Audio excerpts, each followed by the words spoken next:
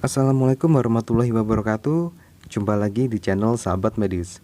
Pada video kali ini kita akan membahas mengenai soal-soal dan pembahasan SKB CPNS di bidang keperawatan dengan materi analisa kasus keperawatan jiwa.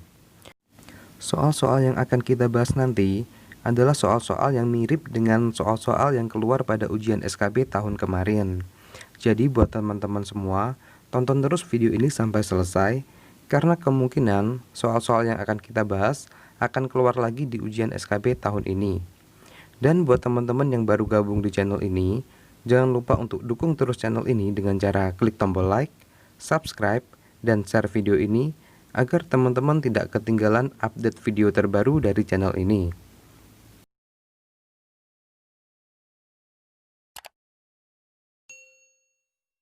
Ya, terima kasih.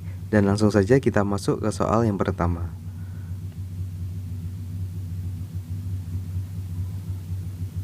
Seorang perempuan usia 30 tahun dirawat di rumah sakit jiwa karena sering marah-marah dan berbicara sendiri. Hasil pengkajian, pasien mengatakan mempunyai 4 orang anak dan suaminya meninggal 1 bulan yang lalu. Pasien sering merasa sendiri dan pasien mengatakan, "Tolong bilang ke keluarga saya untuk menjaga anak-anak saya. Mungkin saya tidak bisa merawat mereka lagi." Berdasarkan kasus tersebut, apakah masalah utama yang dialami pasien tersebut? A. Isolasi sosial. B. Harga diri rendah. C. Halusinasi pendengaran. D. Perilaku kekerasan. Atau E. Resiko bunuh diri.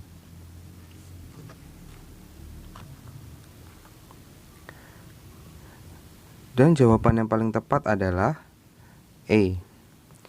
Resiko bunuh diri. Jika kita amati pada kasus di atas, beberapa diagnosa yang bisa ditegakkan meliputi: yang pertama, halusinasi. Hal ini didukung dengan data pada pengkajian, pasien sering terlihat berbicara sendiri. Kemudian yang kedua, diagnosa yang bisa ditegakkan adalah resiko perilaku kekerasan. Hal ini didukung dengan data pada pengkajian, pasien sering marah-marah. Dan diagnosa yang ketiga dan yang paling utama yang bisa ditegakkan adalah resiko bunuh diri. Hal ini didukung dengan data pada pengkajian, pasien mengatakan, "Tolong bilang ke keluarga saya untuk menjaga anak-anak saya, mungkin saya tidak bisa merawat mereka lagi." Hal ini dapat disimpulkan bahwa sudah ada niatan pada pasien untuk meninggalkan dunia ini atau bunuh diri. Jadi, fokus masalah utama pada kasus di atas adalah resiko bunuh diri. Kita lanjut ke soal berikutnya.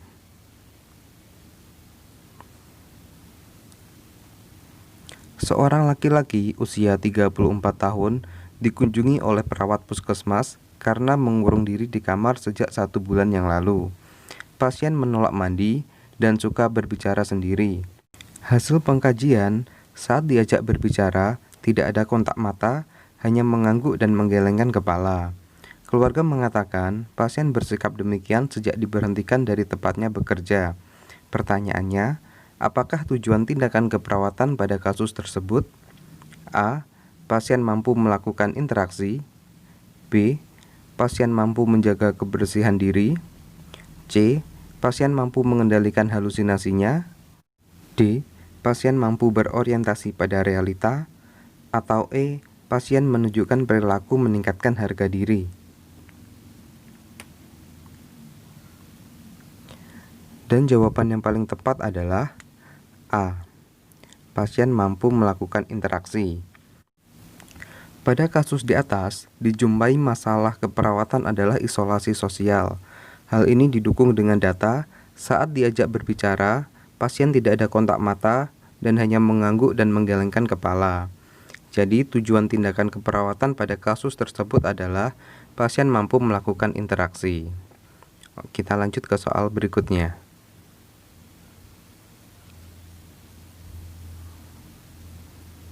Seorang laki-laki usia 29 tahun dirawat di rumah sakit jiwa karena sering marah-marah dan menolak minum obat.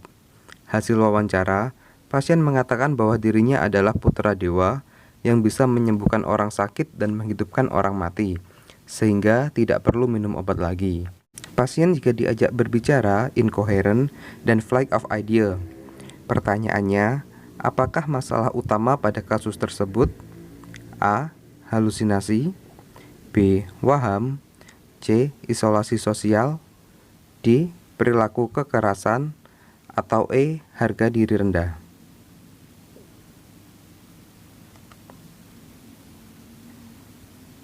Dan jawaban yang paling tepat adalah B. Waham.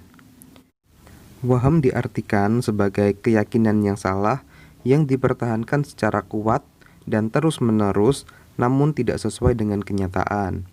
Hal ini sesuai dengan data pada pengkajian, pasien mengatakan bahwa dirinya adalah putra dewa yang bisa menyembuhkan orang sakit dan menghidupkan orang mati. Nah, dari sini dapat disimpulkan bahwa masalah utama pada kasus tersebut adalah waham kebesaran. Kita lanjut ke soal berikutnya.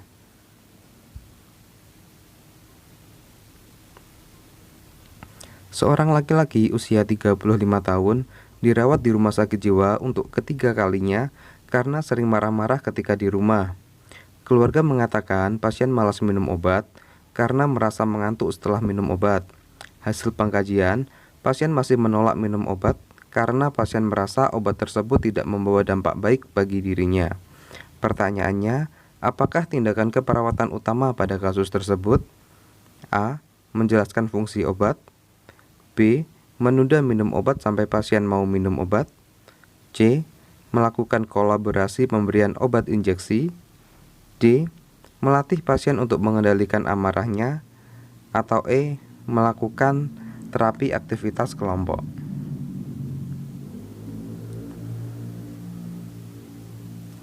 Dan jawaban yang paling tepat adalah A. Menjelaskan fungsi obat. Pasien dengan gangguan jiwa diharuskan untuk minum obat setiap hari, sehingga perlu dilakukan pemahaman baik kepada pasien maupun keluarga tentang fungsi dan manfaat minum obat. Kita lanjut ke soal berikutnya.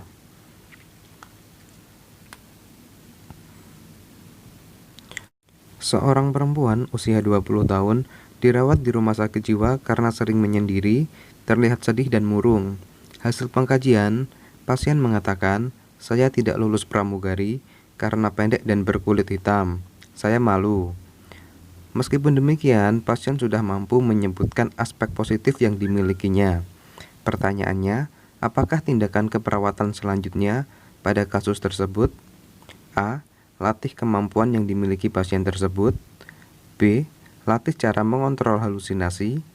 C. Latih pasien untuk minum obat secara rutin. D. Kontrol perilaku kekerasan, atau E. Latih mekanisme coping.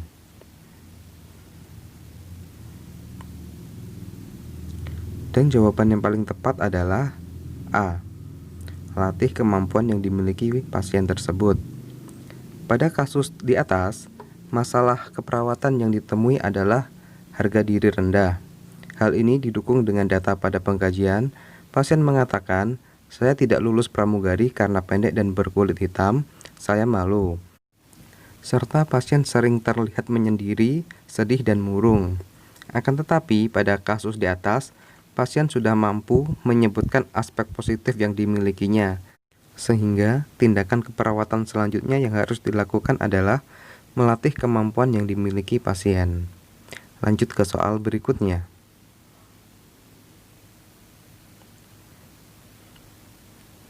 Seorang laki-laki usia 17 tahun dibawa ke UGD rumah sakit jiwa karena mengamuk di rumah.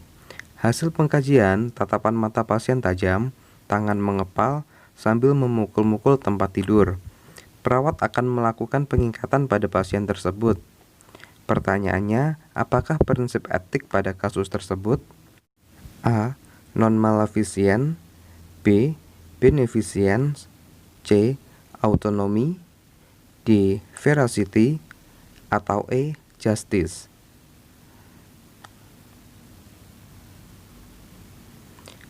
Dan jawaban yang paling tepat adalah A. Non-maleficent. Non-maleficent adalah tidak berbuat merugikan atau tidak mencederai orang lain. Karena perawat harus melakukan tindakan restraint untuk keselamatan pasien dan lingkungan. Saat memasang restrain, perawat harus sesuai dengan SOP supaya tidak menyebabkan kerusakan fisik maupun psikologis bagi pasien. Lanjut ke soal berikutnya.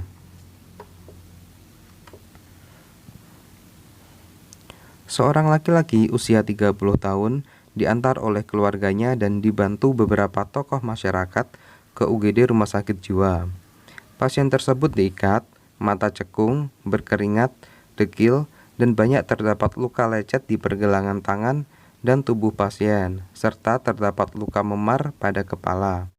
Pasien berbicara kacau dan sering mengatakan ingin mati saja. Menurut keluarganya, pasien telah membenturkan kepalanya berkali-kali sebelum dibawa ke UGD. Berada pada tahap manakah perilaku bunuh diri yang ditunjukkan pada kasus tersebut?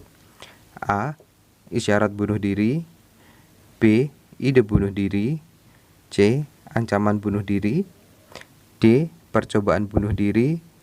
Atau E. Cara untuk bunuh diri.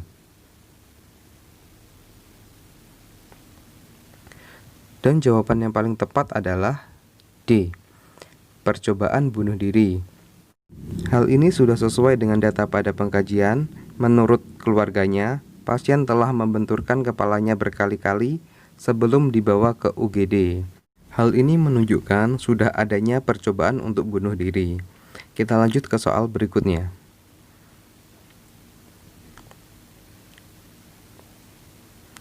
Pada minggu lalu, ibu saudara Riko datang ke rumah sakit jiwa untuk menjenguk anaknya sambil membawa makanan kesukaan anaknya.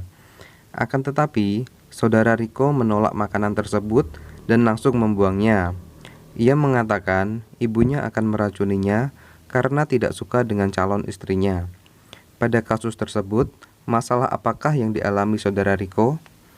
A. Halusinasi. B. Waham agama. C. Waham curiga. D. Waham kebesaran. Atau E. Waham somatik. Dan jawaban yang paling tepat adalah C. Waham curiga. Waham curiga adalah munculnya pikiran, keyakinan, curiga yang besar pada sesuatu yang ditakuti. Hal ini sesuai dengan kasus di atas. Pasien menolak makanan yang dibawa ibunya karena merasa curiga akan diracuni.